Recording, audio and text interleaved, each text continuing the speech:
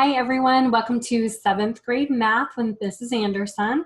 I'm going to jump right in. I know that we've had lots of tutorials on all of the new technology that we'll be using.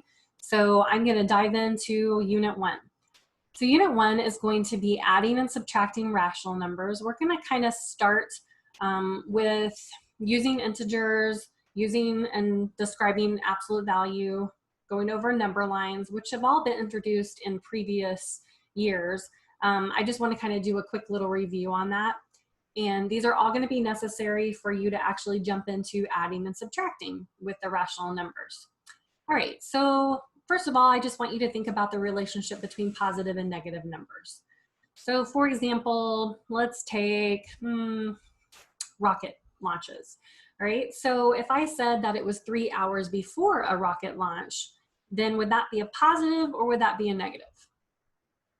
Be a negative because time hasn't happened yet. So you could do something like t minus 3. The t representing time, and then we're 3 hours before, so it would be the negative 3. So what about after the rocket launches? That would be your positive. So you would have t plus 3, so time, and then you would be, it would have happened 3 hours after it had already happened. So time could definitely be a real life scenario. So for this first lesson, we're just going to discuss rational numbers. So your target, what you need to learn and take away from this lesson would be that you understand absolute values and the ordering of rational numbers. So next we're going to talk about the definitions of those so that you have a clear understanding. So at the end, your I can statements would be that you can graph rational numbers on a number line. You can find absolute value of a rational number. And you can use a number line to kind of compare those rational numbers. All right, so we should have already had a tutorial on how to set up your ISN notebook. So that's your interactive student notebook. And this is going to be a vital tool that you'll have throughout this entire unit and school year. So I want you to turn to the WWK, the words worth knowing. Go ahead and grab a pencil, or you can live dangerously and grab a pen. While we do that, I'm going to go ahead and start. You'll have access to all of these slideshows, so you'll have these notes as well. So an integer, basically that's just a fancy word for a set of numbers, okay, and their opposites. So for example, 2, what's the opposite of 2? Negative 2. And rational number is just a number that can be written kind of like a fraction, a over b, where a and b are integers, those are numbers. And then b, which is the denominator, cannot equal 0. You can't have a part of nothing. Okay, and then absolute value is just the distance between the number and 0 on a number line. Okay, so if you look at the little picture, oops, right here, you'll see that if I start at 0, when I move to the left of the number line, we go to the negative numbers, and it's 1, 2, 3, 4 units away from 0. So the absolute value of 4 is 4. And if you move to the right side, the absolute value, so how far the number is away from 0, 1, 2, 3, 4, is also 4 units away from 0. Okay, so what I would like for you to do, if at all possible, this will be your first little task, is somehow to create a number line. Ideally, I'd like for you to do it on the floor, or if you have a sibling at home, or obviously if we're in person, we'll be partner working at this point. We're gonna make number lines either on your table, on the floor, if you have a whiteboard, or if you don't have anything, just a piece of paper is fine too. I want you to label either the places on the floor. You can use index cards, you can use a piece of paper, however you want to do that.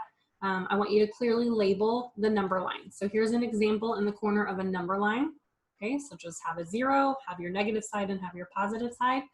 And then I want you to clearly space them apart. So if I go from 0, I have to go 1, or I have to go -1. Be consistent on that. Don't jump from 4 on this side and 7 on this side. Okay, so just make sure that it is actually 1, 2, 3, 4, 5, 6, blah, blah, blah, on the same on the other side.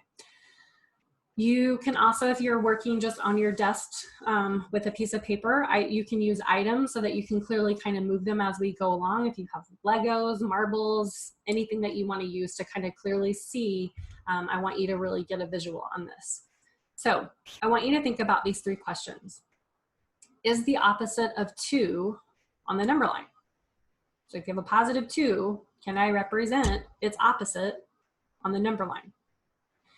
I want you to think, are integers the only numbers on the number line? So is it only 0, 1, 2, 3, 4, 5? Or is there anything else on there that's in between or anywhere around it? And then is 5 the only number 4 units away from 1 on the number line? I want you to think about those things, and we'll come back to that later. Okay, so as we're using this number line, I want you to make sure that you, again, have both positive and negative numbers and a 0. Okay, we're going to have a starting point. So if we're in the classroom, you'll be working with a partner. If not, then like I said earlier, you can use something that manipulatives that you can use in front of you. Okay, so part A, you're going to stand on an integer. What's an integer again?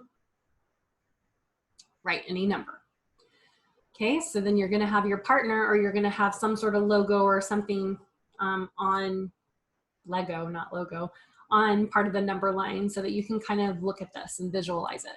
Okay, so part A is stand on an integer, then have your partner stand on the opposite of the integer. So if you're on 1, where should your partner be? For example, -1.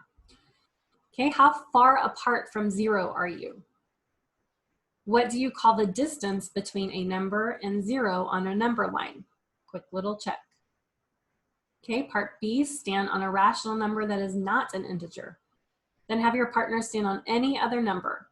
Which number is greater, and how do you know?